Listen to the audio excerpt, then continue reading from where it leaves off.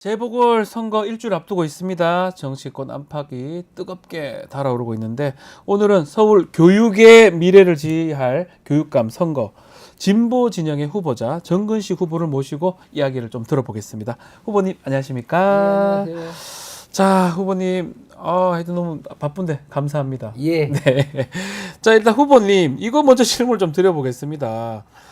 지금 출마한 후보가 4명이에요. 맞죠? 그렇습니다. KBS에서 조전혁 후보만 불러가지고 이거 대담회 같이 이렇게 진행을 했어요. 이거 조금 이해하기 어려운데 어떻게 보셨습니까? 예, 원래는 그 TV 토론으로 돼 네. 있었는데 예. 그 규정에 따라서 자격이 있는 사람이 한 명밖에 없다라고 예. 해가지고 대담으로 진행을 했거든요. 예. 저는 거기에 대해서 아주 유감으로 생각을 합니다. 예. 그 TV 토론이라고 하는 것은 선거를 앞두고 유권자들이 정당한 그런 후보의 자질과 공약을 검토하는 당연하죠. 기 위해서 만든 거잖아요. 예. 근데 한 사람만 불러서 대담 형식으로 갔다라고 하는 것은 홍보로 전락되는 그런 거지요. 음흠. 정말로 불공정한 그런 행위라고 생각합니다. 후보님한테는 전화 한 번 안 온 겁니까? KBS에서 뭐 확인 과정도 없이 그냥 조전혁 후보만 부른 거예요? 그렇습니다. 저한테는 그런 얘기는 없었습니다. 네.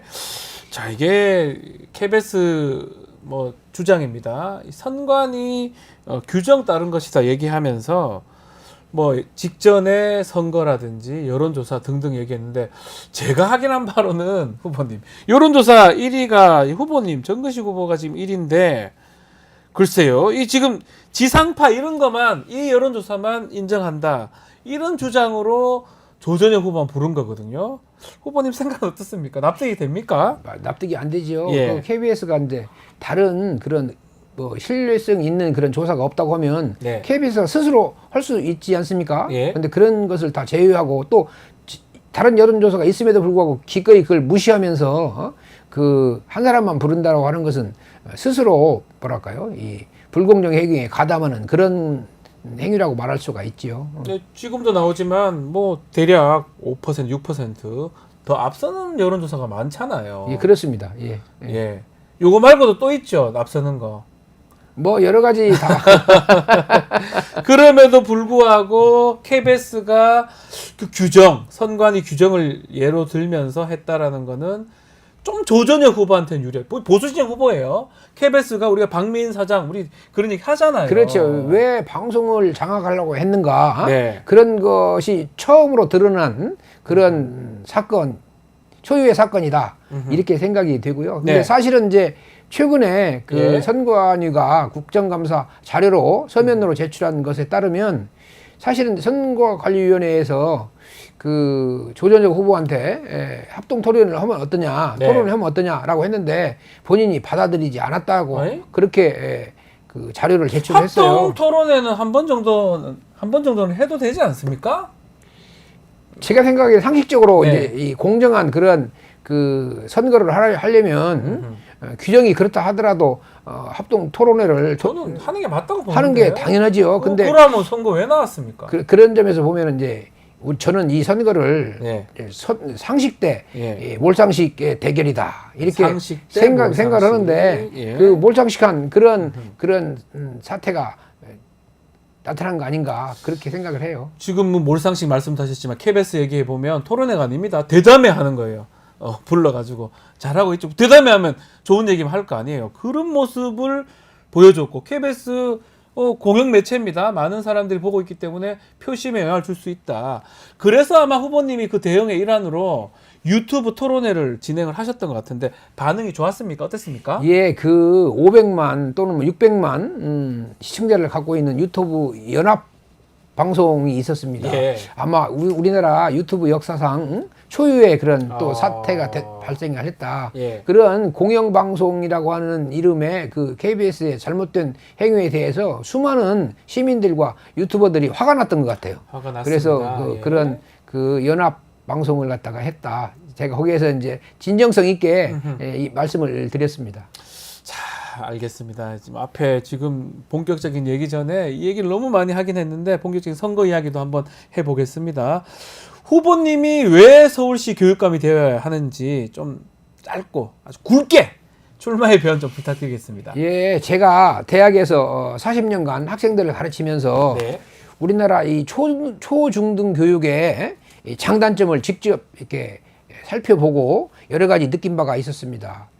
우리나라 이 초중등 교육, 고등교육까지 포함을 해서 어떤 방향으로 미래에 나가야 할 것인가에 관한 고민이 많았고요. 네. 이제 우리 아시다시피 산업화 시대, 권위주의 시대에는 이 소위 말하는 학생들의 학력 중심의 이 목표를 갖다 보니까 네. 아주 과열된 그런 경쟁 상태에 놓여 있었잖아요. 근데 이제 지금은 이제 그런 시대가 지났습니다. 네. 말 그대로 이 학생들이 스스로 하고 싶은 공부를 할 수 있도록 사회가 배려하는 것. 그걸 통해서 창의적인 인재를 기르는 것. 이런 방향으로 전환되어야 하는 거거든요. 네. 그런 점에서 제가 이제 그 대학에서 느낀 바를 좀 더 실천하기 위해서 교육감 후보에 출마하게 됐습니다. 자, 그리고 우리 후보님의 이력 중에 좀 눈에 띄는 부분이 진하위 위원장입니다. 진실하에 위한 과거사 정리위원회 위원장으로 활동한 경력이 있습니다. 그거 왜 눈에 띄냐면 반대 진영에 있는 조전혁 후보는 이른바 좀 뉴라이트 출신으로 평가를 받고 있지 않습니까?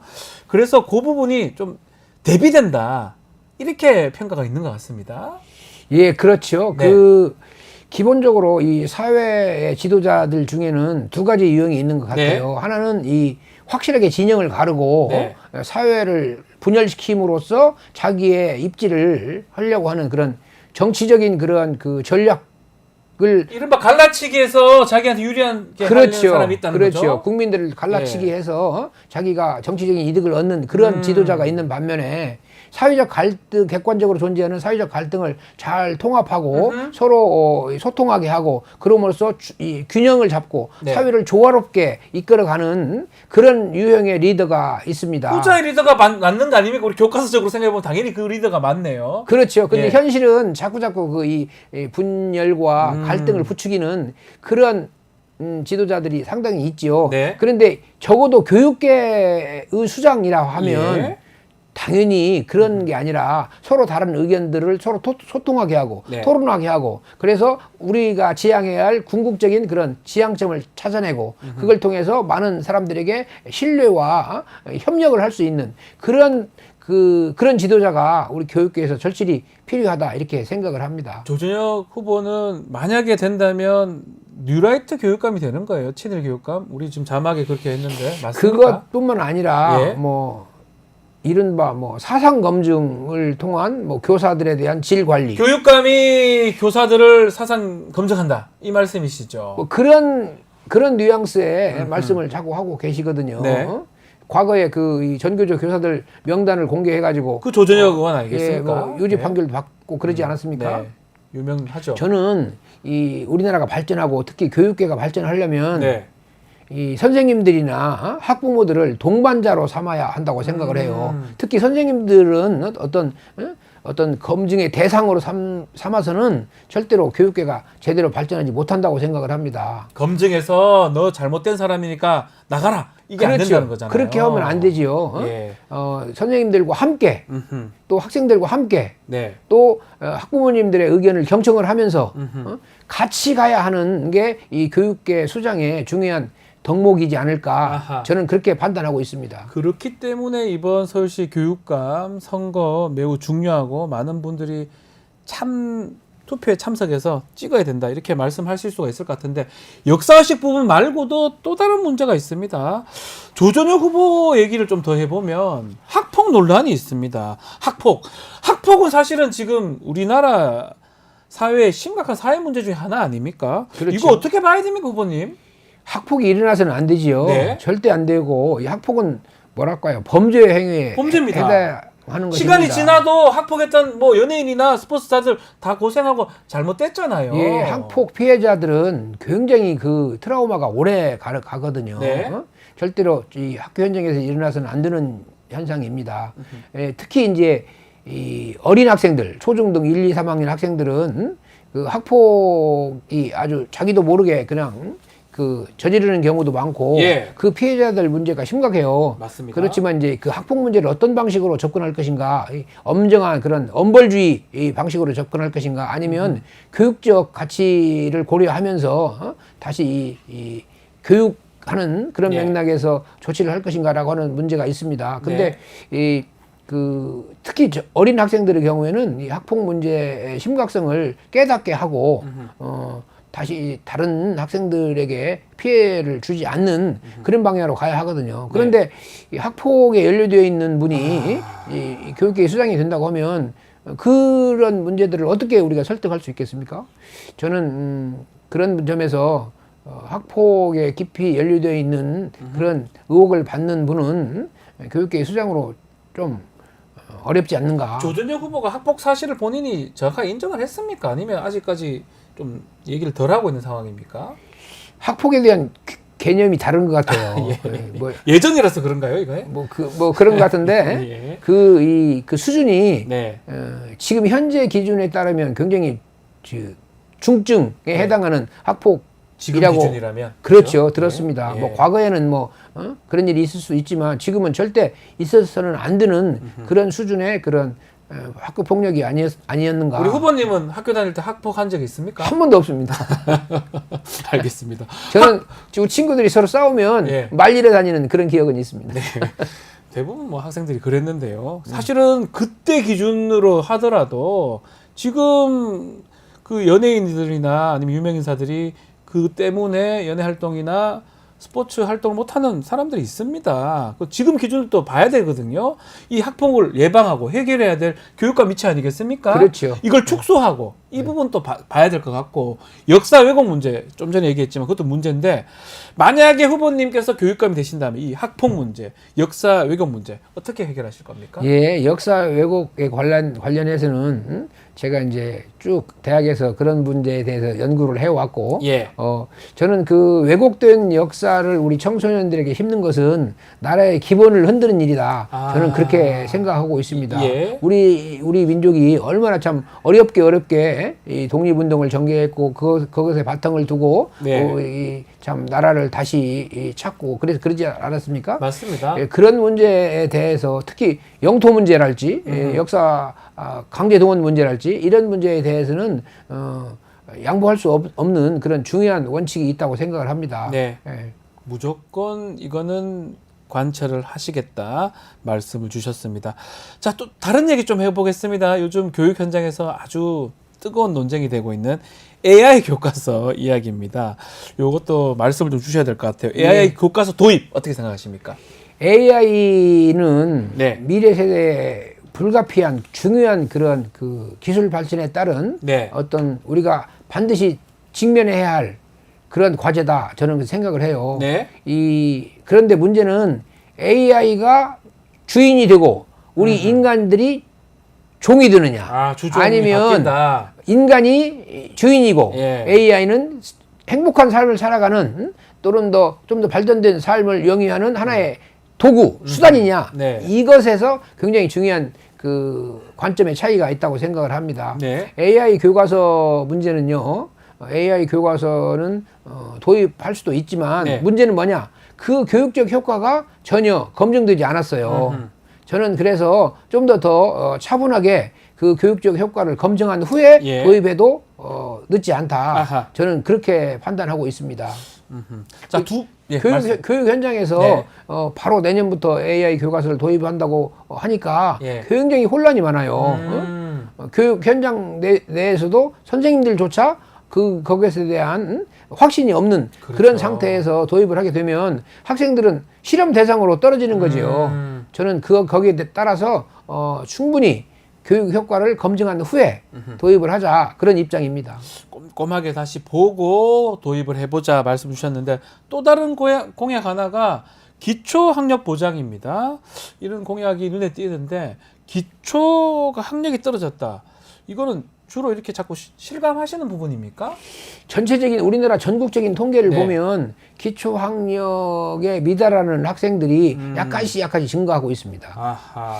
그런데 그 왜 증가를 하는가 생각을 해보면 예. 하나는 인구 효과에 따른 것이고 하나는 교육 정책 효과에 따른 것이라고 우리가 가설을 세울 수가 있어요. 네. 다시 말하면 이러이런 교육을 했기 때문에 학력이 떨어졌다라고 하느냐 아니면 우리 사회의 변동 세계화에 따른 소위 말하는 국제적 인구 이동 또는 네. 많은 서로 다른 많은 분들이 우리나라에 이제 이주하고 정착하지 않았습니까? 다문화잖아요, 사실은. 그렇죠, 그렇죠. 그렇게 보는 게 다문화 맞거든요. 현상이랄지 이런 것 때문이냐라고 네. 하는 것에 대해서 충분한 그 조사 자료가 없습니다. 예.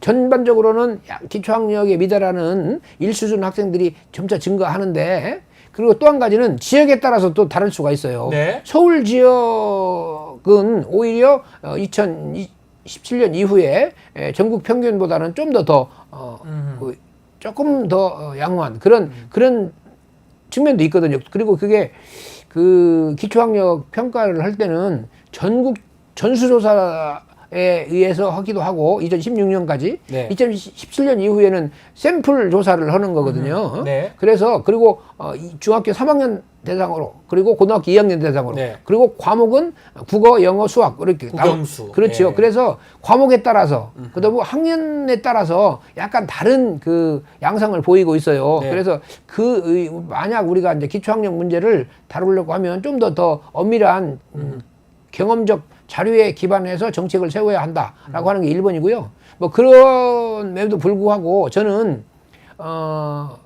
기초학력 증진을 위해서 네. 필요한 조치가 있어야 한다. 아하. 그래서 이제 학습 진단 치유 센터 같은 걸 만들려고 그래요. 학습 진단 치유 센터. 예, 우리 학생 개개인이 갖고 예. 있는 어떤 그 현재의 그 역량을 정확하게 진단을 하고 그 진단에 따라서 필요한 경우에는 이제 치유도 하면서 네. 예를 들어 수학을 포기한 학생들한테 다시 수학에 대한 관심을 높인다랄지, 네. 또는 문해력이 떨어지는 학생들에게는 좀 더 많은 글을 갖다 읽고 쓸 수 있는 그런 기회를 제공한다랄지, 그런 방식으로 좀 더 맞춤형 학습 진단 치유 센터가 필요하다, 그렇게 생각하고 있습니다. 알겠습니다.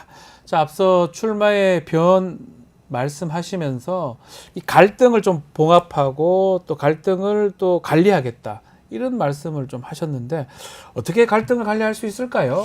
제일 그게 이제 중요할 것 두 가지가 같습니다. 있습니다. 예. 하나는 그 학교 현장 내에서 네. 선생님들과 학생들 간의 그런 진솔한 대화, 음흠. 또는 선생님들과 학부모님들과의 진솔한 대화의 기회가 좀 더 늘어나야 한다, 이렇게 판단해요. 네. 두 번째는 교육 공동체에 있는 분들과 시민사회에 있는 분들 간의 대화가 필요하다. 네. 그런 이중적인 맥락에서 그 대화와 소통이 필요하다. 저는 그렇게 생각하고 있습니다. 네.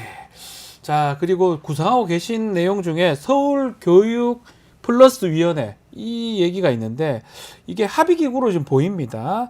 이 위원회를 통해서 어떤 갈등을 어떻게 풀어나갈지, 또 서울교육 플러스 위원회, 이게 인적 구성을 어떻게 할지, 이 내용도 좀 설명해 주시면 좋을 것 같습니다. 예, 제가 서울교육 플러스라고 하는 네. 그것을 생각하게 된 이유는, 지난 그 10년간 조희연 교육감이 이제 이른바 혁신교육을 통해서 여러 가지 그 성취를 이룬 측면이 있어요. 맞아요. 물론 네. 이제 한계도 있는 것도 인정해야겠죠. 네. 그런데 그 성취를 이룬 부분에 대해서 시민들이 잘 모르고 계시거나 아니면 때때로 오해하고 계시는 분이 많구나라고 네. 생각을 했고, 왜 그럴까 생각해 보면 상대적으로 그 시민들이 이 서울 교육의 중요한 정책들이나 그 성과에 대해서 제대로 알 수 있는 기회가 너무 적었다. 이제 그런 맥락이 하나 있고요. 네.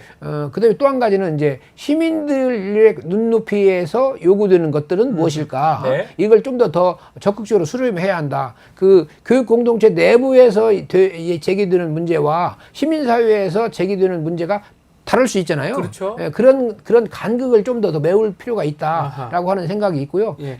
기존에는 이제 학교 운영위원회 형식으로 이렇게 운영이 되어 왔습니다. 예. 그런데 그걸 좀 더 확대를 하는 것이 어떨까? 아하. 그래서 저는 이제 서울 교육의 주인은 서울 시민이고, 시민과 함께, 그리고 책임도 함께 지는 그런 거다.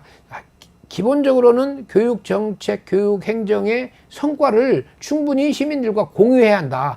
그 한계도 공유해야 한다. 그런 거죠. 예를 들면 입시 교육 문제랄지, 대학 구조, 대학의 서열화 문제랄지, 이런 것들은 엄밀히 말하면 시도 교육청 단위에서 해결할 수 있는 문제가 아니잖아요. 그렇죠. 국가적으로 해결해야, 그렇죠. 전체적으로 해결해야 그렇죠. 됩니다. 국가적으로 해결해야 할 예. 문제들은 그런 시민들의 그 여론이 지금 의견이 어떻다라고 하는 것을 충분히 알려야 하는, 정부에게도 알리고 또는 뭐 국회에도 알리고, 그래서 기본적으로는 그런 여론에 기초한, 이 시민들의 의견에 기초한 그 교육 방향, 네. 교육 정책을 세워야 한다. 그런 생각이 아주 많았습니다. 그래서 네. 교육 공동체 내부에서 또는 서울교육청 내부에서 해결할 수 없는 문제들을 좀 더 시민사회에, 정부에, 국회에 알려야 한 필요성 때문에 그런 그 뭐랄까요 거버넌스의 좀 개선 이것이 필요하다 그렇게 생각을 하게 되었습니다. 서울교육플러스위원회 말씀을 주셨습니다. 좀 전에도 말씀을 하셨지만 전임인 조희연 교육감 얘기를 좀 하셨습니다. 두 분이 좀 신뢰관계가 이제 각별한 것 같은데 이게 조전 교육감의 그 정책은 어떻게 평가하고 계십니까? 저는 그 조전 교육감의 그 정책의 핵심적인 요체는 네. 공교육의 정상화를 위한 노력이다. 아, 두 번째는 그 소수자, 장애인 학생이랄지 이런 네. 사회적 소수자에 대한 관심과 배려가 좀 더 있는 그런 정책이었다. 네. 이렇게 생각을 합니다. 물론 이제 이 학력 위주의 그런 그 사고를 하시는 분들께서는 약간 그게 좀 왜 그렇게 갔느냐라고 하는 질책도 있을 수가 있지만 근본적으로는 우리가 이제 오랫동안 일제 강점하에서 또 권위주의 하에서 그 많은 그 잘못된 교육 관행들이 있었잖아요. 그렇죠. 그런 것들을 이렇게 좀 더 정리하는 그런 기간이 지난 10년간이었다. 아하. 그렇게 생각하거든요. 네. 공교육 정상화를 위한 노력은 부담 없이 지속되어야 한다. 다만 이제 우리나라가 이 선진국 대열에 들어서지 않았습니까? 선진국입니다. 이제. 예, 뭐 문화 선진국이죠. 네, 맞습니다. 경제 선진국이죠. 맞습니다. 근데 교육은 어떤가? 교육 선진국인가? 조금 부족해요 느낌이. 그렇죠. 제 느낌만 그런 거 그래서 아니죠? 예. 이 경제 선진국이나 문화 선진국 같은 그런 긍지를 가진 교육 선진국이 교육 선진국이 돼야 된다. 돼야 하는 거 아닌가? 저는 그렇게 판단하고요. 그래서 기존의 그 성과에 바탕을 해서 네. 교육 선진국이 되기 위한 노력을 우리가 좀 더 해야 한다. 이 2020년대, 2024년부터 약 한 10년간 열심히 노력을 하면 네. 우리가 세계에서 긍지를 느낄 수 있는 그런 교육 선진국이 되지 않을까. 우리나라의 교육의 방향은 그런 방향으로 이제 가야 한다. 아하. 과거로 돌아가는 게 아니라 선진국에서도 한국 교육을 아하. 주목하게 하는 그런 교육 선진국이 어떻게 가능할까 이런 거죠. 근데 이제 가장 큰 장애물 과열된 경쟁 문제가 있습니다. 예. 얼마 전에 우리 한국은행에서 좋은 보고서를 냈고 네. 한국은행 총재가 직접 얘기했잖아요.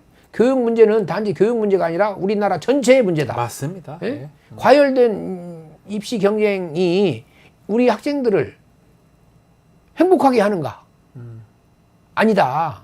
더 나아가서 우리 청소년들 문제뿐만 아니라 국가 전체적으로도 큰 짐이 되고 있다. 사회 문제가 될 수 있습니다. 그렇죠, 그렇죠. 네. 그런 그 경고를 했습니다. 또는 유럽 여러 나라에서도 한국은 정말로 나라가 사라지고 있다. 왜?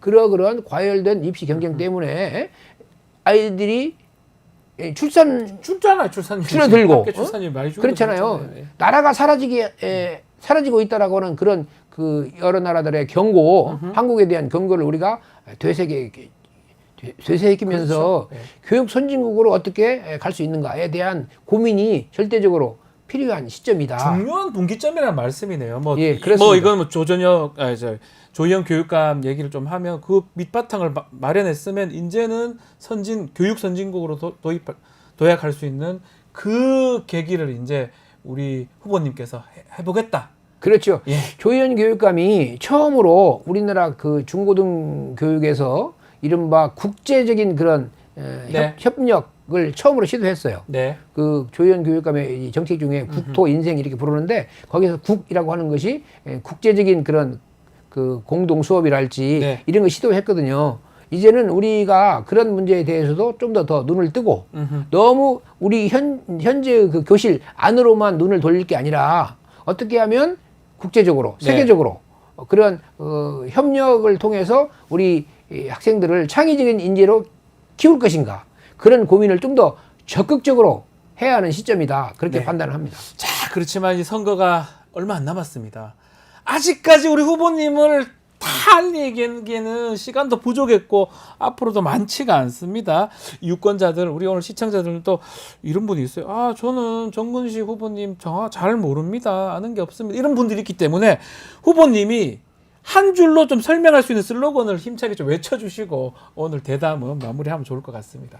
예, 저는 지난 40년간 네. 대학 강단에서 우리 학생들과 공부하고 또 가르치고 또 연구를 해왔던 완전한 연구자, 학자 출신입니다. 그렇지만 진실진상규명위원회나 또 진실화해위원회 같은 그런 특별법에 의해서 만들어진 제도에 기꺼이 제가 연구한 것들을 실천하기 위해서 참여를 했고 무엇보다도 우리 학생들과 함께하는 그런 교육을 해왔습니다. 저는 40년간 시험이라고 하는 걸 한 적이 없어요. 예, 왜요? 학생 주도형 예. 수업을 했고 그걸 통해서 수많은 인재들을 길러냈다. 저는 그런 그 경험이 있거든요. 그런 경험에 바탕을 해서 저는 한마디로 말하면 우리 학생들에게는 꿈을 심어주고 싶어요. 네. 꿈이 사라져가는 학생들에게 꿈을 심어주고 선생님들에게는 가르치는 분들의 어떤 그 수고를 인정하면서 긍지를 심어주고 싶어요. 자, 이렇게 마무리하시죠. 예. 학생에게는 꿈을, 선생님들에게는 긍지를 이렇게 그렇습니다. 제가 정근식입니다. 이렇게 예. 마무리하시면 좋을 것 같습니다. 예, 후보님. 예. 네, 이거 보고 말씀 주십시오. 제가 이 학교 현장 네. 곳곳을 찾아가면서 선생님들을 위로하고 네. 또 학생들을 격려하면 하는 그런 현장을 찾아가는 그러한 교육감이 되겠습니다. 현장에 가는. 네. 예, 우리 학부모님들과 시민들에게는 저런 사람이 다 있구나 신뢰를 주는 그런 교육감이 되겠습니다. 알겠습니다. 자, 오늘 말씀은 여기까지 듣겠습니다. 지금까지 정근식 서울시 교육감 후보와 함께했습니다. 오늘 말씀 감사합니다. 예, 감사합니다.